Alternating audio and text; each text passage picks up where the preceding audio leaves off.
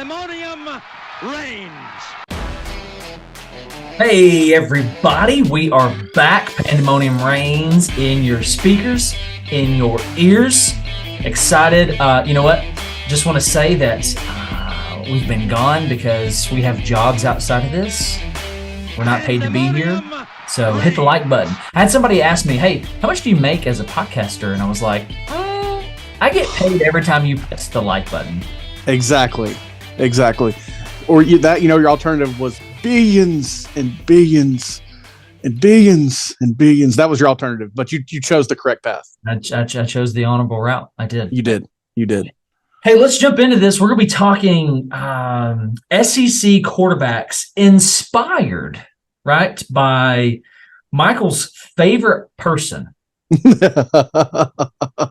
Sure. SEC Mike comes in hot with his 2023 quarterback rankings, and I just think outside of the top two, it's a hot mess. Yeah. But we won't go into that. We won't go to that. We'll just talk about how it has inspired this episode. So what we're going to do is we're going to rank 2023 SEC quarterbacks. Mike, tell them how we're doing this. The way that made sense to me to do this was to think about, in my mind, lay out how they're going to finish the season. When the season ends, which will happen as soon as it starts, how are they going to perform? How are they going to go? Where's the stats going to be? Where's my opinion going to lie on each of these guys? That's how I built this list. So I'm not choosing NFL prototype. I'm not choosing necessarily, your traditional, your QBR. I'm not doing that. How's my opinion going to rank of these guys? How are they going to perform as the season goes? And when it's over, where am I going to have them at is what I tried to lay out. Yeah, and this is also not necessarily based on statistics as well. Exactly. Like we'll be throwing for the most yards and whatnot, so forth and so on. So keep that in mind as we walk through this. I would really like to start at the bottom. That sounds good to me. That way, when we get to the top, we can say, started from the bottom. Now we're here. Yeah. Hey, so 14. So who's going to be the worst quarterback in your mind at the end of the SEC schedule? This is a fun list because there's a lot of new this year. It's one of those cycles where we lost some guys last year. Levis, Bryce Young, and Hooker. We lost a lot of guys from college last year. This is a returning guy. Okay. If it's not AJ Swan at the bottom, he's going to be in the bottom three, I'm afraid, because I just don't like anything about their program consistently. Yeah. Don't like any position group with any type of consistency. They may snap a team here or there like they did in 2022. It's not going to be enough to elevate my opinion of their quarterback. They did some weird stuff last year. Mike Wright starting the year and then I don't really know why he didn't finish the year. I guess AJ Swan is probably very comparable to Mike Wright at Vanderbilt as far as that goes. Mm-hmm. Both guys might succeed here elsewhere. But for me, it's AJ Swan or whoever finishes the season as Vanderbilt's quarterback. Yeah. And I want to say Mike Wright in the transfer portal to Mississippi State has got to be one of the weirdest portal moves. It is, dude. It's so much. It very much is. I don't get that at all. For either the school or the player. I don't get it for either party. Yeah. There's so many places he could go and start, I feel like. Yeah. Agreed. So I also had AJ Swan at the bottom. Yeah. And I think it came down to I just don't like their ability to stay on the field and put drives together. Homeboy was 1,274 yards last year, 10 touchdowns, 2 picks. I like the touchdown to interception ratio, but I don't like your touchdown total. And again, as you said, Mike Wright started and I just don't. The guy came in like the 4th, 5th, 6th game at the latest. Am I wrong on that? Oh man, I couldn't tell you that. It wasn't that late in the year because I remember just scratching my head and just thinking, what on earth are they doing over there? Somehow they managed to snipe some of those teams after that, which was really surprising to me. But hey, y'all do y'all. It is what it is. It is what they do have a receiver that has been pretty valuable for them. Could tell you his name, jersey number, nothing. Not sure what's going on in Nashville altogether. Exactly. 13. Who you got at 13? Or do you want me? How do you want to do this? You want me to go? You go, I go? Yeah, let's do one of those alternating deals. Okay. So at 13, I got Brady Cook. Okay. Out of Mizzou. And it simply comes down to the fact that you've lost Dominic Lovett. You're going to be in a pretty, what's the word? Basically a contract year for Eli Drinkwitz. And there's a lot of pressure. I don't like who you are just in the East alone. Exactly. Yep. I don't like it. So Brady Cook on the year last year, this is going to include Lovett. Lovett on the field, 2,700 yards, 14 touchdowns, 7 picks, 65.3 QBR. Just, again, a lot like Vanderbilt. All things that surround Vanderbilt and Mizzou as a whole, I don't like. Therefore, that's just going to be too much on that quarterback position. Put me down for him at the 13 spot. I'm good with that. I've got him a little higher, and we'll get to him on my list in just a moment. And that's when I'll kind of share my thoughts about them and him, for that matter. 13 for me, though, I can't believe I'm saying this. It's Mertz. And the way that I did this as well is I've got it as Mertz or whoever finishes the year as Florida quarterback. Much like I said for Swan, I'm looking at this based on the quarterback room. What's the best that your quarterback room has to offer? I'm afraid that it's 13th in the SEC in 2023 for Florida. The receivers, they're just not that scary. Yeah. They didn't do that much with Anthony Richardson, who was an athletic freak, all things considered. I mean, whether he could hit the ocean from the beach, I don't know, but he was a freak. Yeah. And I just don't like how they used him. So what makes me think they're going to use Graham Mertz, Jack Miller, or anyone on campus much better than they would have used Anthony Richardson a year ago? Now, there is a factor to this where their run game could help them out a little bit, but I'm just afraid that teams will be able to load up the box, commit to that run, and then, Florida not be able to do a whole lot about it. That's why I've got them and their quarterback room at 13. See, I think that was the difference for me between Cook and Mertz, because this rushing attack or who you have in the backfield period, I like who you're handing off in Gainesville way more than I do in Columbia, Missouri. I mean, they had a statistically average rushing attack last year, and he threw for 14 scores. Brady Cook. So yeah, we're obviously going to disagree here. Obviously, we're talking about the 13-12 spot. So it's not whoopity-doo, right? But yeah. So with that said, let's go into that 12 spot. This is where I have Mertz. Okay, that's fair, I think. And it again comes down to everything that I just said. Mertz on the year last year. This is obviously when in his time in Madison, Wisconsin. And again, I think you made a great point. Who's going to be the starting quarterback in Gainesville? I just have a hard time, and I'm going to say this when we get to Peyton Thorne. These guys transferring to these places, not being told, hey, you got a great shot to win this job. You're probably going to be the guy. So I'm going to move forward on the plains and in Gainesville and the swamp as if Mertz and Peyton Thorne are the guys. But anyway, yeah. Mertz last year in Madison, 2,100 yards, 19 scores, 10 picks, good for 52.9 QBR. I want to throw this out. In his 4 seasons at Wisconsin, he completed 59.5% of his passes. Again, ground and pound, right? Yeah. Here's what I don't like. 38 scores, 38 touchdowns in 4 seasons, 26 picks, and he had negative yards per carry. Yeah. So I don't hey, let him be the guy in Gainesville. I like him as a person. Disdain was created the minute he decided to transfer to Gainesville. Oh, yeah. But, absolutely. Hoping he's the guy. So what do you got at the 12th spot? Yeah, the 12th spot for me, and this, there's a lot of room for, in my mind, for this quarterback room. All the elements that are mixed in together, I've got the Texas A&M quarterback room in the 12th spot. Whoa. Whether it's Weigman, whether it's one of these transfers, I don't love the marriage. Petrino, in a nutshell, by himself, has so much offensive potential. Bobby Petrino mixed in with Jimbo Fisher's toxicity right now, dude, that could go so bad. And that's kind of where I'm seeing this going. There's still people saying, unless, oil money steps in, that Jimbo could go winless basically and not get that buyout this year. But I'm like, dude, I'm afraid of how this could go for them. I mean, yeah, they were competitive in a lot of games last year, but they have so much talent, way too much talent to be in the position that they were in and lose the games that they continue to lose. Of course, last year was a much more magnified case of them losing more games than they've typically won. But I've got the quarterback room. All that they lost, losing Devin Achane, who was their guy that did absolutely everything. And listen, Weigman made some throws, but I just don't like the mixture of Petrino, Fisher, that locker room and kind of culture that we've seen rearing its ugly head. I don't like it. I'm going to bury them down in that 12th spot for me.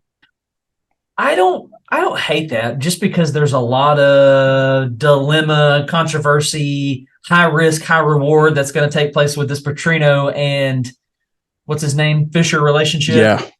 So I don't hate that. And he hasn't done anything thus far. So where's his stat line? I wrote this down.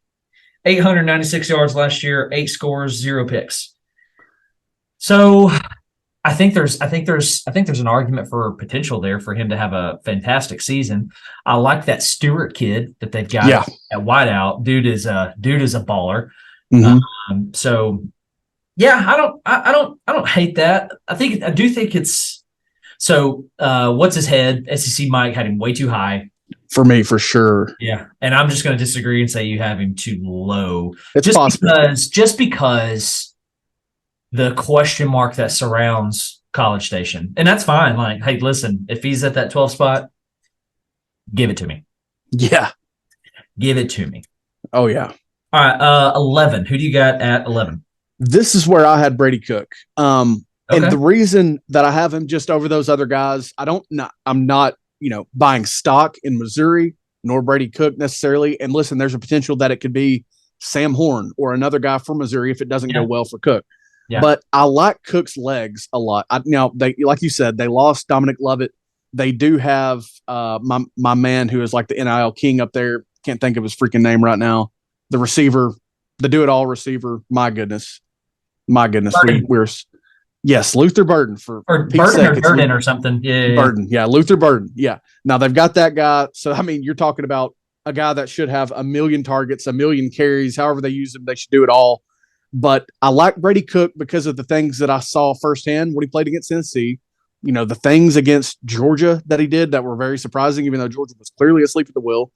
But I like him. I mean, for maybe some goofier reasons as, his toughness, his legs that I've mentioned. And I just feel like if anyone could have something up their sleeves, it could be Eli Drinkwitz, turning something that he's got to do in, like you said, a contract year where he will be out of there if they underperform very badly. I like what I've seen from the guy. Last year, I don't know if you mentioned it, but 2,700 yards, 14 touchdowns, 7 picks, too low on the touchdowns, around the maximum number of picks that you want to see. But their second leading rusher with 585 yards and 6 more touchdowns. So, I like what he can do there. I'm kind of buying into a little bit of his stock, even though I don't trust the whole situation of Missouri overall. And again, that's just my 11th spot of the conference. So unless they can improve on the ground and they can find some other receiver to do anything. Yeah. Watch defenses stack the box and play a high-low on Burden, where they've got obviously a corner man and they've got the safety over the top or whatever. Watch for him to be doubled and for the boxes to be stacked, because I mean, these schools are going to say, we're going to make you beat us with somebody else. Yeah. So I don't like it. I don't like it. Anyway, which raises the question, does Eli survive the year? It's tough now, but I don't like it. It's so tough for me to see a path where he does, because it just feels like if he's not going to thrive, in my opinion. If he survives, he's already a dead man walking or a lame duck sitting, waiting to be replaced 4, 5, 6 weeks into 2024, when things will get tougher for Missouri. I believe when we looked at the schedules that are coming. I mean, conference expansion, things like that don't usually bode well for someone in the middle to bottom tier at all. So, man, it's tough for me. Guys have shown that you can do things there. I don't know what they were thinking by going with Drinkwitz necessarily. It seems like everyone fell in love with the Appalachian State pipeline is what happens, I think. But I just don't love it. Certainly don't love the prospect of a long tenure there for him. I don't know. This could be it for sure. I think the days are numbered. Yeah. Who was your 11 spot again? Did we not talk about my 11? We may have. We did not. All right. So at this 11 spot, again, going back to this transfer portal idea, I don't think that guys are transferring if they're not being sold or convinced that they either are the guy or they've got a serious shot to be the guy. I've got Peyton Thorne at the 11 spot, and it really just comes down to I think Hugh Freeze is going to figure a lot of things out. I think he's going to maximize, who he has on the roster. I think it's going to be Peyton Thorne. My issue or concern, and the reason why I have him so low, is because I just think there's going to be a lot of growing pains. Yeah, I think there's going to be a lot, and the gauntlet that is again going to be the SEC West, LSU, Bama. I don't like it. I don't like it. Oh, yeah. And again, just coming down to growing pains, and Peyton Thorne with Kenneth Walker was legit. The minute Kenneth Walker was gone, it was struggle bus city, and he had Keon Coleman. So who does he have, right? Yep. We don't really know a lot of these names. They're probably average, above average guys, catching the ball. Tank is gone. What's Jarquez Hunters is in flux. Yeah. So I don't. Yeah. Growing pains. Yeah. I'm gonna him just because of the growing pains. I see that completely. So yeah. Moving into the top 10, or still kind of bottom 10, if you will, right here at the 10 spot. And this is where I have Peyton Thorne at the 10 spot. So just ahead. I just don't like, we saw some numbers. I think it was Statso War on Twitter put out like offensive line continuity this week. And teams where you hired Hugh Freeze or you hired Deion Sanders, you made a big splashy hire, there's going to be a lot of change. So continuity is not going to be a real thing for you in year one. And they're at the bottom of the SEC in terms of offensive line continuity. That worries me. Their receiving targets worry me because, again, like you said, we don't know those guys. All the flux. Now, the one thing they have going for them is a lighter start, which even Brian Harsin experienced at times, with those 4 or 5, 6-1, maybe even starts to the year, good starts to the year before the gauntlet of the SEC set in. So it's possible that we see some good offense there first half of the year. They may snap someone here or there, but I just don't like it in the long haul. Peyton Thorne never really wowed me to begin with, but I think Hugh Freeze is a net positive for his game all the way through and through. Yeah. So, but this is where I have him to start the year. We'll see where he finishes it at. I think it'll probably be in that ballpark, though. Does your placement change if it's Robbie Ashford? Man, and here I am being the one talking about the quarterback room, and it's like I don't even consider Robbie Ashford anymore for some reason. I just, like, maybe it's what you've been saying. They sell these guys on, you're going to come in, you're going to play. This is probably your job if you just handle some business. I don't know, man. I worry about him passing again because I don't really know who the targets are. The running back room took a big hit and may take a bigger one if there's any long-term effects for Hunter. I don't think it changes that much. Maybe one spot here or there. I agree. And that there's a big argument. Well, Robbie Ashford can do things with his legs. Peyton Thorne is not a statue. Yes, Robbie Ashford can do more things with his legs, but I can't get past the sub 50% completion percentage that surrounds Robbie Ashford's name. Exactly. So you can't win in this conference, any conference, being a quarterback who can just run. Exactly. Not going to work. Not going to work unless you're playing for Paul Johnson. Yeah, there you go. Yeah. There you go. So, yeah, that's my 10 spot. Who you got there? Oh, gosh, I was ready to jump to 9. All right, 10 spot. Man, I hate this. I hate this for this guy, but I got Will Rogers at Mississippi State. Okay. And it's simply because he is learning a whole new way of playing this position. It has gone from before the ball is snapped, he probably knows where he's going. Yeah. This is a famous Mike Leach saying, right? Mm-hmm. Now he's going to be doing this thing where he's turning his back to the defense. And it's such a drastic change in scheme. I think he's accurate. I think he's got a good enough arm to win games and complete balls and stuff like that. But just because of the change in scheme and who he's having to change as a quarterback, that it stinks for him. I would love to see him transfer to a place and stay in that kind of scheme. I don't know where that place is. Yeah, good point. But I just think it's going to be too much. I could see that. I'm hoping, and my list when we get to him in a moment will reflect this, but I'm hoping that he's able to do more than that as well. I like what he's done, but it's all been so right in front of him, like you said, probably knowing exactly where he's going to go with it. He was the dream quarterback in the SEC for Mike Leach and his offense. So, yeah, I'll get to him in a minute in my list as far as where I have him at. I mean, consider this. The kid threw for 3,900 yards. Okay, he was 26 yards shy of being a 4,000-yard passer, 35 scores, 8 picks. I can see that those yards and touchdowns being cut in half. Wow. Okay, that's huge. I mean, the scheme is so different. It is. It's going to be very different. It's snap, step, throw. Now it's read, snap the ball, 3-step, 5-step, check down. I mean, the scheme is so different, and you've got this play action factor where he's turning his back. I don't like it.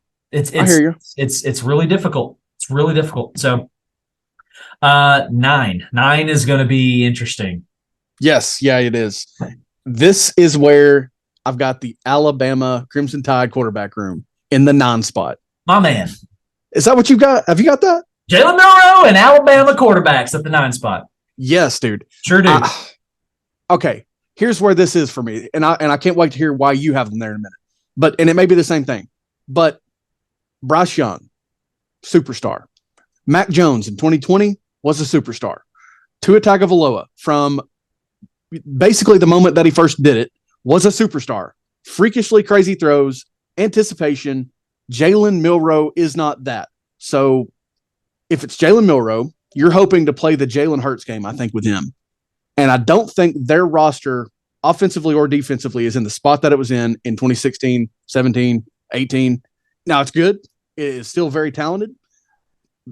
Many say that they want to go back to more of a ground and pound style. I'll be fascinated to see if that can get them where it used to get them.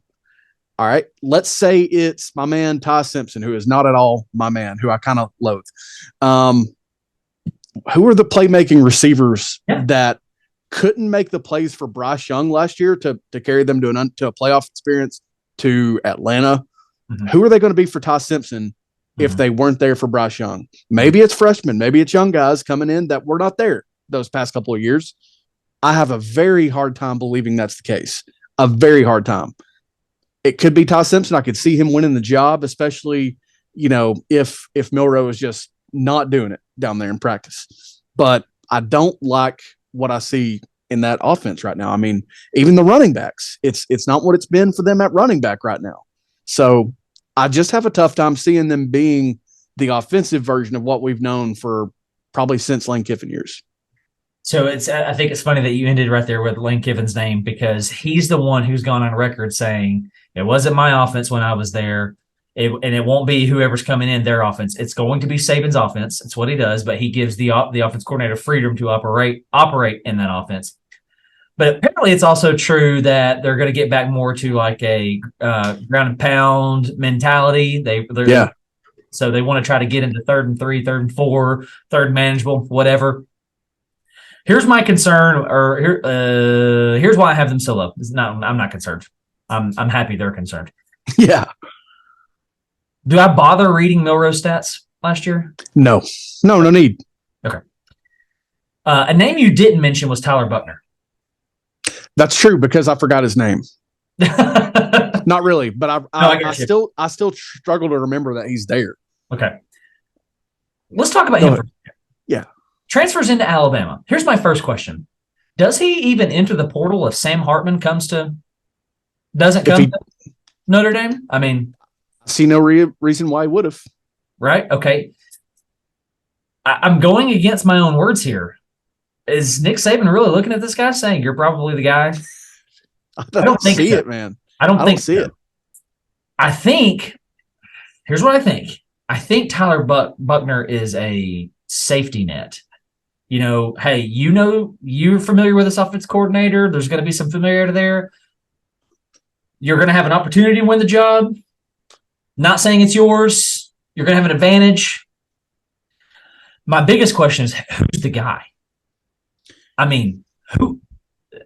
Doesn't sound like anybody's taking over, right? Yeah, I don't absolutely. I don't like the offense if it's Milroe. If you're going back to this run first or run heavy mentality, I don't like it. There's just too much uncertainty surrounding this whole quarterback position, whether it be Ty Simpson, Jalen Milroe, Tyler Buckner. Check this out, Tyler Buckner, last year's stats. That's what I'm looking at. That's what I'm looking at. Yeah, dude. Now he didn't start the year, if I remember right. He did start the year, and then he was replaced. Yeah, until the bowl game. Yeah. Okay, so 651 yards last year, 3 touchdowns, 5 picks, QBR sitting at 60.4. All 3 touchdowns coming in the bowl game, by the way. Yeah. Forgot to mention that.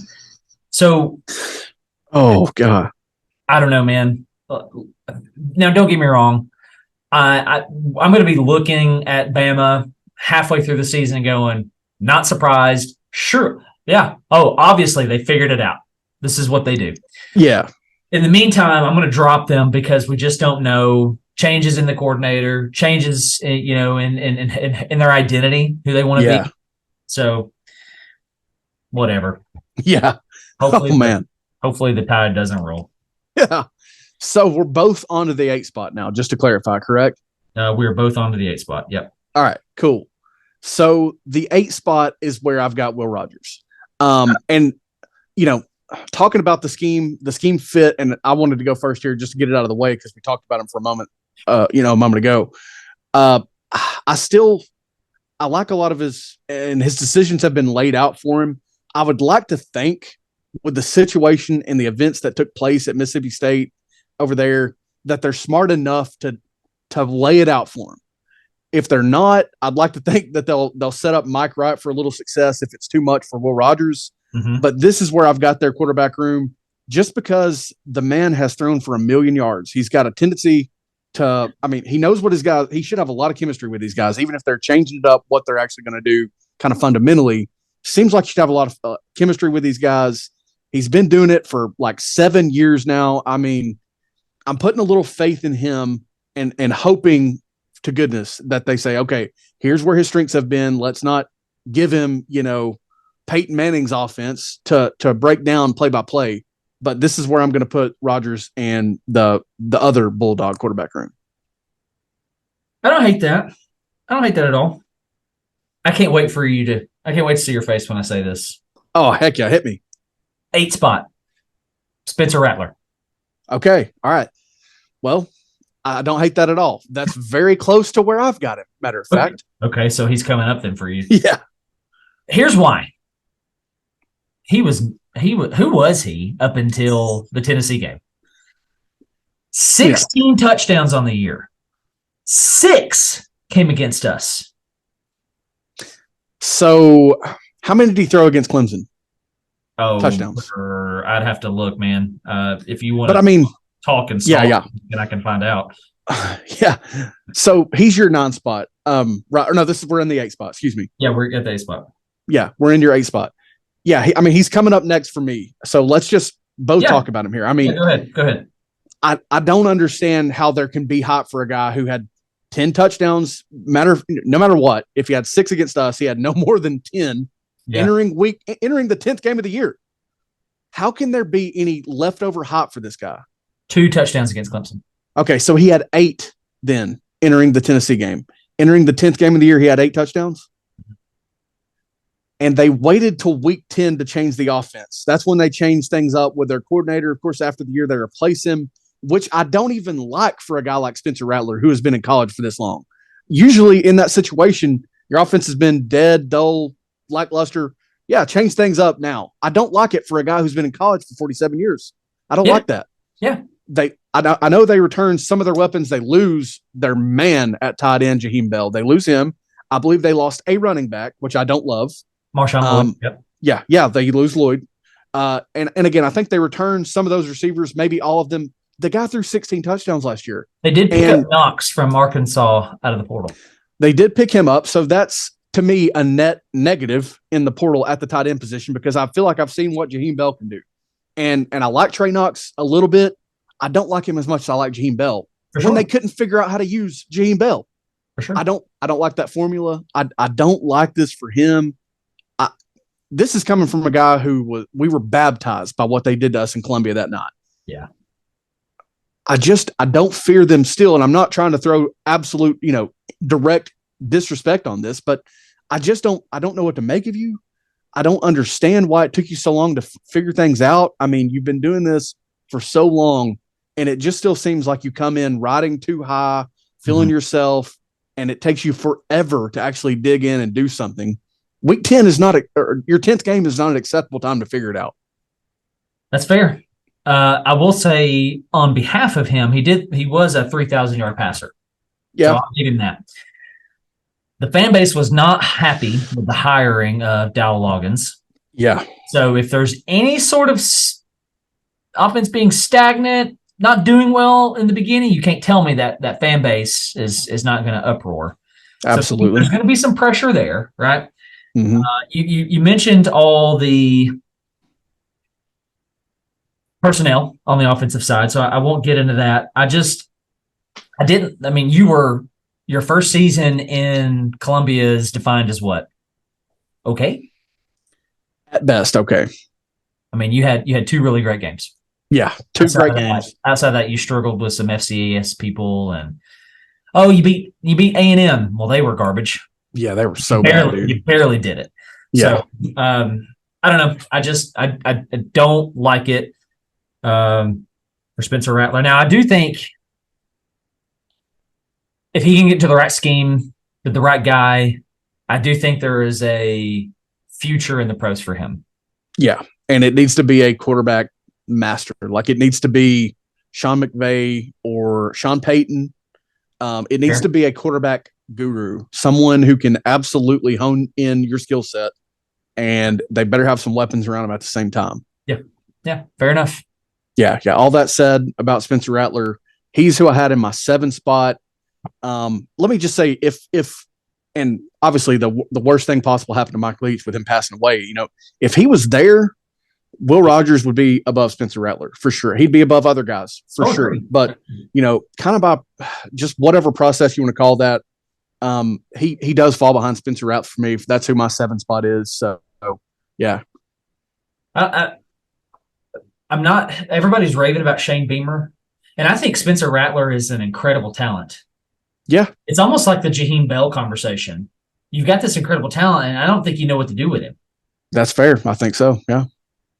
All right, so that's going to take us into the 6th spot. And who's leading off here? This will be you. Go ahead. All right. So there is a lot of buzz surrounding this guy. They're saying this dude is elite. I just have him at this spot just because we don't know yet.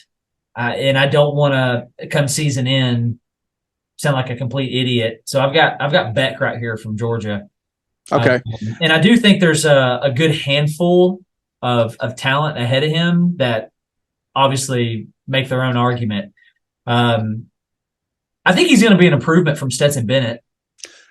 Definitely should be, I think. And Bennett arguably should have a freaking statue in Athens. Yeah.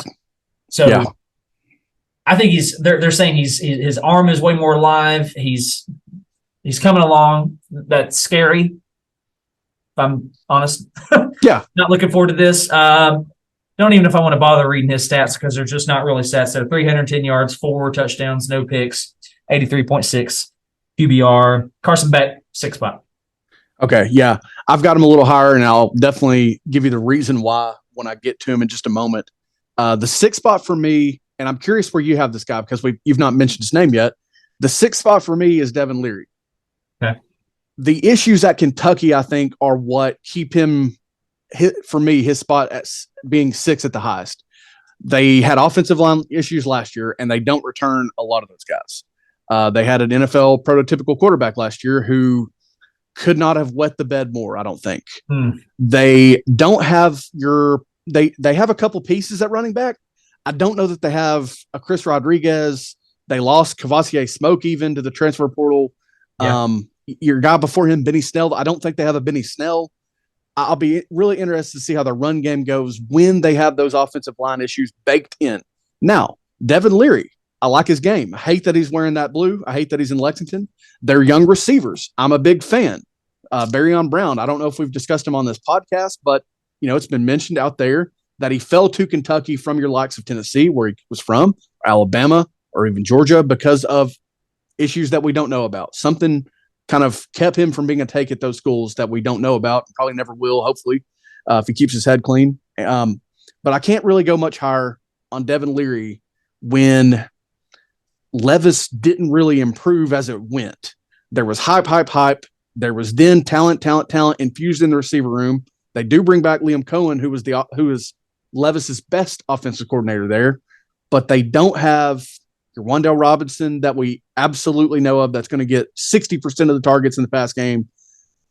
I just don't know what to expect, so I can't really go much higher than 6 for me for Devin Leary.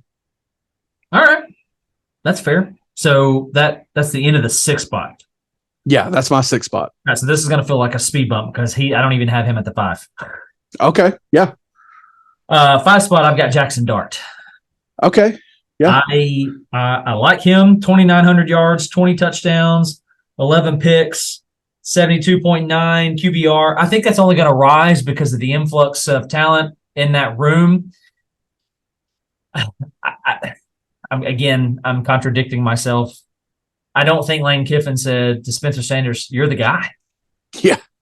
I don't know what he said to Spencer Sanders. I don't Maybe know. It was, he must have absolutely hated Mike Gundy. I mean, I guess I felt like there was a slew of opportunities out there for Spencer Sanders. This is another transfer portal move that doesn't make sense to me, but it made more sense for Auburn. Yeah, absolutely. Because at this time, I'd be a lot higher on Auburn's room for sure. Yeah, I mean, at this time they didn't have Peyton Thorne, so I would take Spencer Sanders to win that job over Peyton. Oh yeah. Anyway, 100%. So I've got Jackson Dart right here. Another year. This will be the 2nd year in Lane Kiffin's offense. I think the numbers are only going to improve.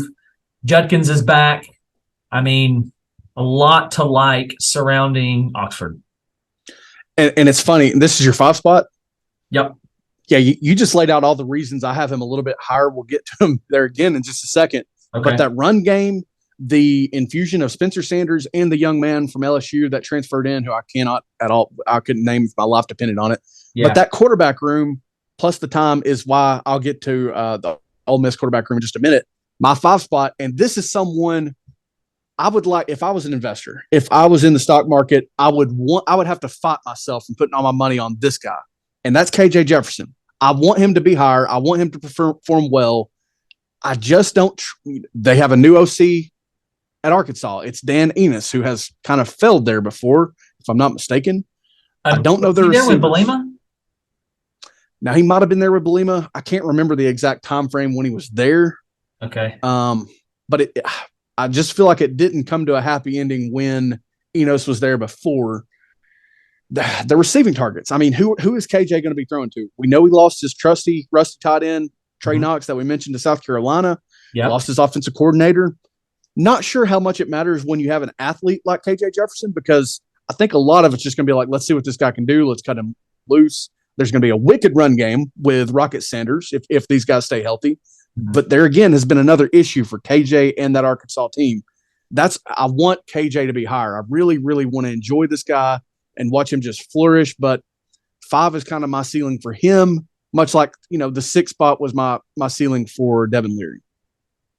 So Enos was at Arkansas as offensive coordinator and QB coach from 2015 to 17. So that should put him there with Belima, right? Okay. Yeah, that should. When was Belima let go? I'm drawing blanks here. I'm thinking it was after 2017. It seems like is when Chad Morris came through. I can't remember now. The time just flies by.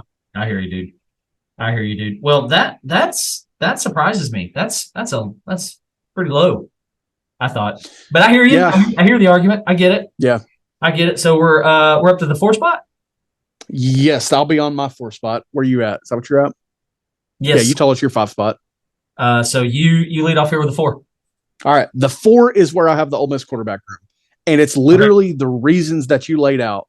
The offense of Kiffin, the time there, whether it's Dart in year 2, whether it's Spencer Sanders maybe being, used a little more effectively. I don't know what the issue was that took him from Oklahoma State, but with the argument that we've mentioned, coming there with a great chance to win the job, or again, the young man from LSU that transferred in. I like the options there. I love the run game there. It's going to create so many opportunities for them if they're wise in their play calls and what they set up.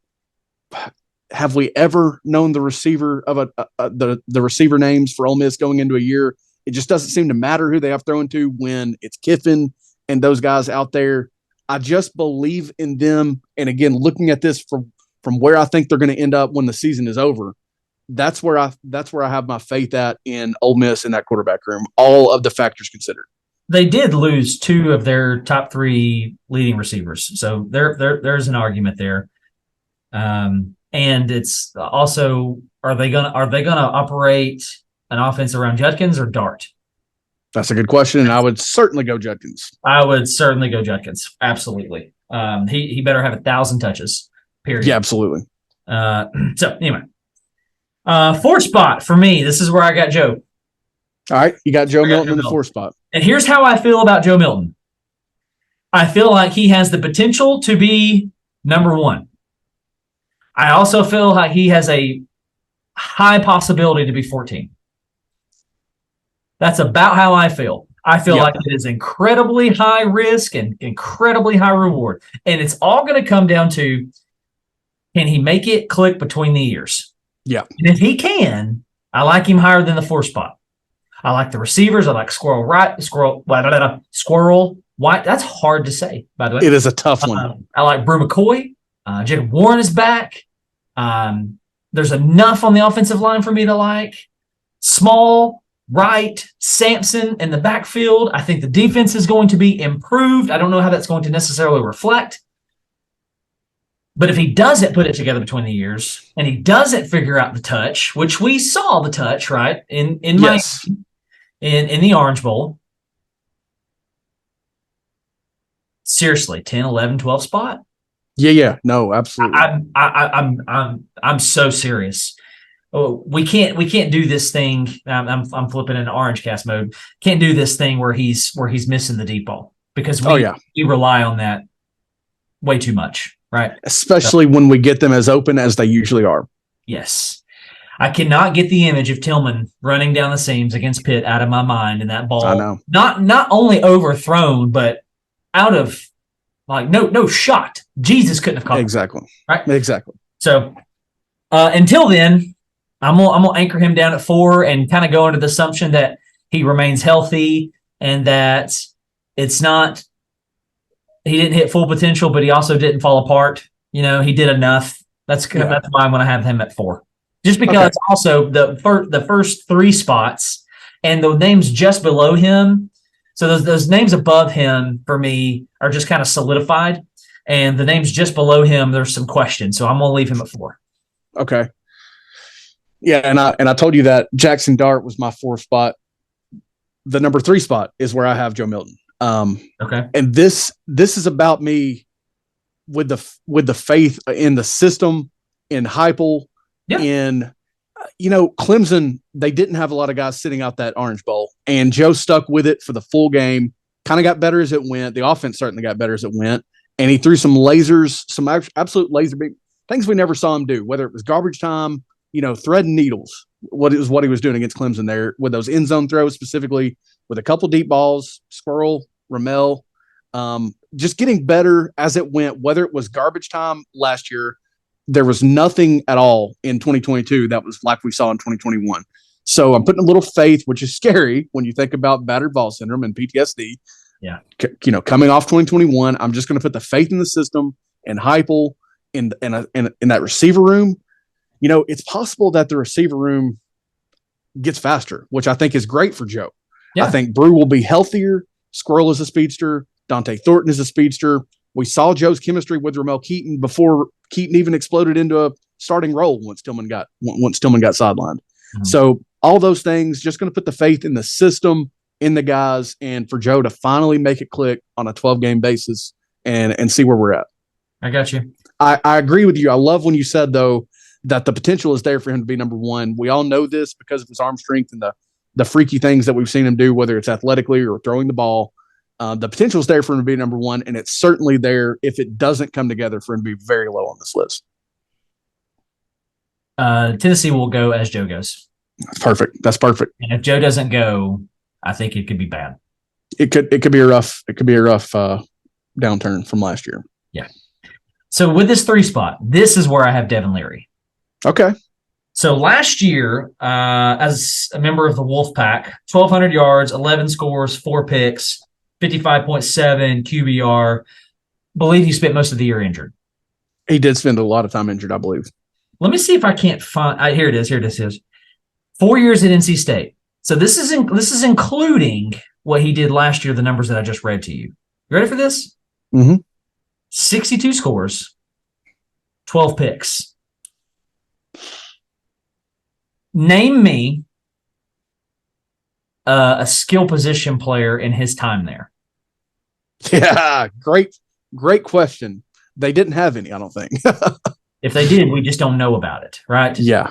And it could be because of who they are, the branding, whatever. He strikes me as a guy who just makes the dudes around him better. Give me Devin Leary, college Devin Leary over college Will Levis any day. 12 freaking times out of 12. I don't know why I chose 12. I think this is an improvement. I think the culture at Kentucky is established. You got to like who Stoops is and what he's done up to this point. I think Leary is being set up for success. Obviously, all the things surrounding the personnel, as you'd mentioned already when you brought him up. Assuming he's healthy, I'd like for him to do some really big things because, again, I believe it's like the difference between Jordan and LeBron. Jordan just made everybody around him better. LeBron didn't. Leary, he just seems like a guy who raises the ceiling. So I believe he is the type of quarterback who can throw dudes open. Okay, yeah. I mean, he's definitely a gunslinger. There is no doubt. And I don't mean that with the negative connotation that comes with it. I mean that with I think he can make every throw. Absolutely. And like I mentioned, their receiving targets are nice. I mean, what if it's only Key and Barryon Brown? If it's just those guys, and I don't think it is, then that's probably better, like you just said, than the skill position guys that he had at North Carolina State that we can't even name. Right. And those guys are going to be in year 2. He'll be, of course, in year 1 in the system. Yeah. There's no doubt. You know, like with every transfer to this point, probably we've said, well, did he come there to get the job? Was he promised the job? There's no doubt for Devin Leary. Absolutely. It is his job. You know, I don't think that's going to affect him negatively being the veteran that he is. Mm-hmm. And there's a lot to like there. I just don't know with the other issues that I mentioned as far as the run game, the offensive line, the sacks that Will Levis took. I don't know how that'll bode for them. That's why I'm a little lower on him. Yeah. Who's the OC in Lexington? Remind me. It's going to be Liam Cohen again, who, again, had a really, really nice year in 2021 for them.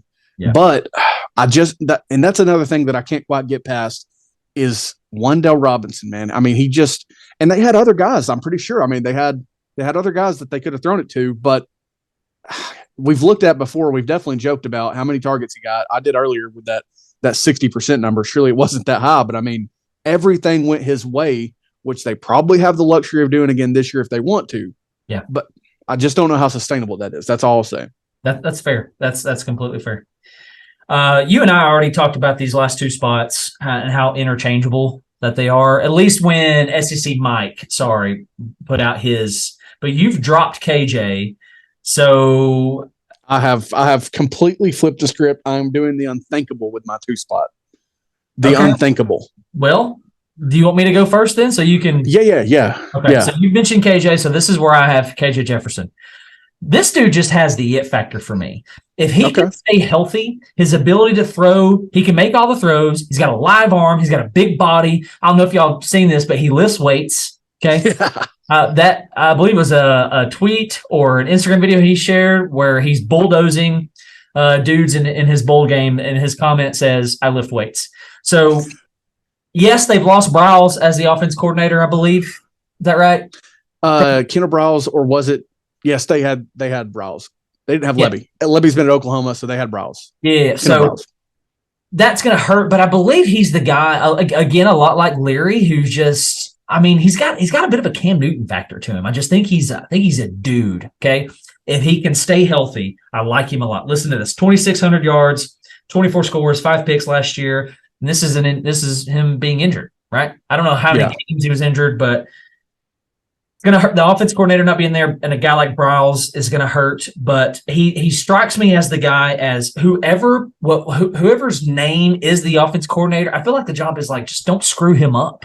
Yes, it is. I think Like you're correct. It doesn't have to be complex when it comes to KJ Jefferson. I mean, keep him upright, right?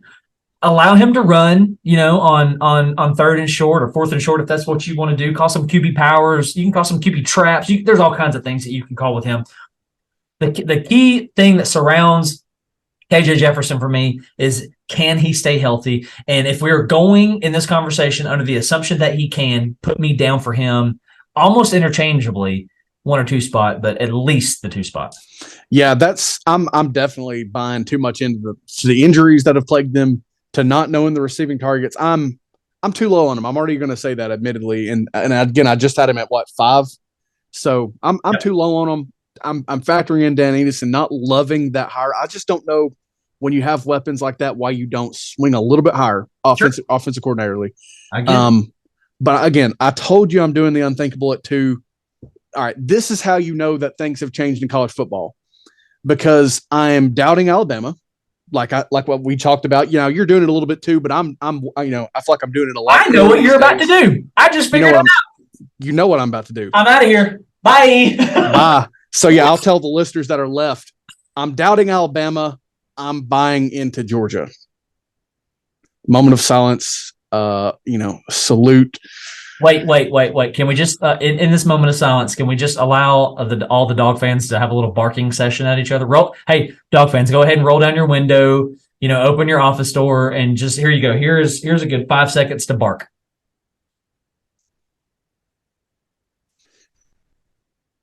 There you go. You got it. That's all we're giving you. Don't dare do it again. I will never do it again. That's my vow. Hopefully I'll never break it. All right. I've got Georgia and their quarterback room at the 2 spot. I've never given them the benefit of the doubt so much at all. I was someone that said there's no way they'll repeat. Look at what they lost. They have the easiest schedule in the world, with the benefit of the Oklahoma game being moved back with expansion. They've got usually I struggle to think like who they're going to throw the ball to outside of Brock Bowers. Well, this year they added Dominic Lovett. They added Ra Johnson from Mississippi State. They have guys coming back that were already there. They have Brock Bowers. They have Delp. They've still got 2 of their best runners that we knew of in Dejon Edwards, in Kendall Milton, I believe it is. And then they've got a guy like Branson Robinson that they can sprinkle in this year with more opportunities. Whether it's back, this is making me panic, dude. I have hair standing up all over my body. I've never experienced this. I hope to God never do it again. But I'm going to give them the benefit of the doubt here. Bobo over some of the guys that they've had at OC before. I mean, I'm sorry. Like, this is the most anti-Michael thing I've ever done in my life. But I'm buying into that room. I think, here's what I think. If it were to not be Beck, think about how good that would be for them. Like, that would mean someone's beating out that guy that can do all these Milton-esque things with his arm, who's been there for forever. He's already been there for forever. Yeah. Carson Beck. Yeah. I mean, he's got a lot of experience, not necessarily on the field yet, but he's done everything as a college player. I mean, for real. And again, this is how I think the college landscape has changed, is I'm doubting Alabama in ways like having their quarterback room at the bottom of the 10, and I've got Georgia's at 2. And I hate myself. I probably won't sleep till at least Tuesday. Go ahead with your whatever spot's next, because I've lost it. Well, what this means is that you and I have agreed on the top spot. We have, and I do think this one's crystal clear. I do too. We're talking about year 2 in oh gosh, his first name Baton Rouge. Yeah. But his first name Kelly's offense. I'm just gonna Brian Kelly. Yeah, whatever. The numbers are there. So 2,900 yards, 17 scores, 3 picks. You beat Bama. You won the West. So now I can only imagine that you're going to improve. I think the defense is going to improve. Just talking about the defensive side for a second, we're talking about Harold Perkins in his second year at Baton Rouge. Now you're talking about Jay Daniels in his second year in Baton Rouge. They're going to have the talent, right? Yeah. And this is what Kelly does. He brings out the best in dudes. Yeah, so he does. Those numbers, also with his 800-plus rushing yards, with his 11 rushing scores, I don't know how it's him. There's a serious argument that they're going to win the West again.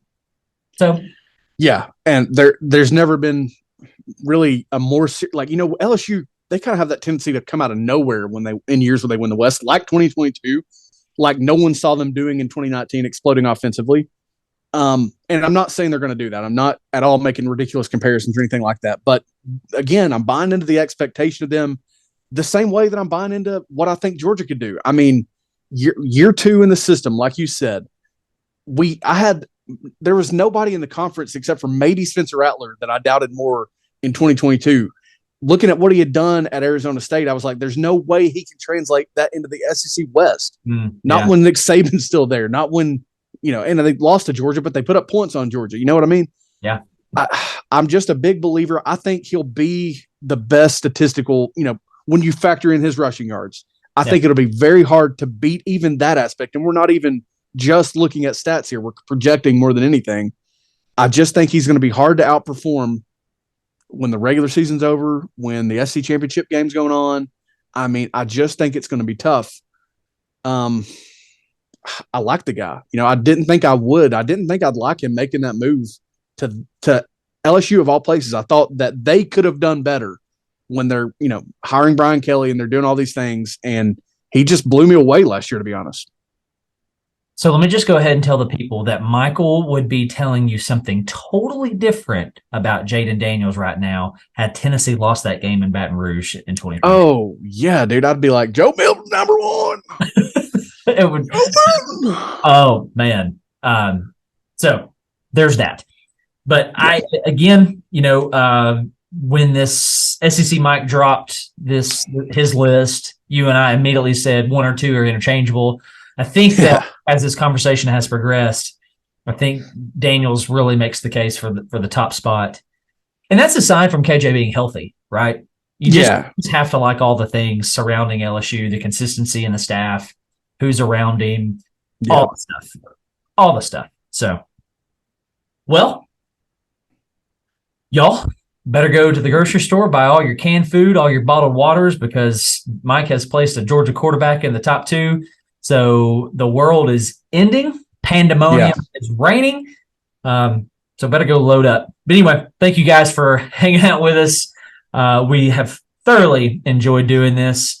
Coming up on a year anniversary for Pandemonium Reigns. It was this month last year when we were birthed, when we came out of the college football womb, and out came Dan and Mike and Pandemonium Reigns. So the best thing you can do, even if you're driving, I don't care, push the like button, hit subscribe, make sure you follow, and we'll be back much sooner than this last episode. Sorry for the gap. Youth pastor, team camp stuff. We're getting back in the swing, baby. The off season, if there were such a thing, it's winding down. Recruiting is picking up. Camp is probably a month away at most for anyone. Let's get with it, people. Share this with at least 365 people, everyone, because that's about how many days we've been a podcast. So do your part, and we appreciate it. Check us out. Share your thoughts. Where would you have these guys? And hit us up. Exactly. We'll be back talking about some teams. Thank you guys for hanging out, for letting us tickle the ears. We love you guys. God bless. Go Balls. GBO. Pandemonium reigns.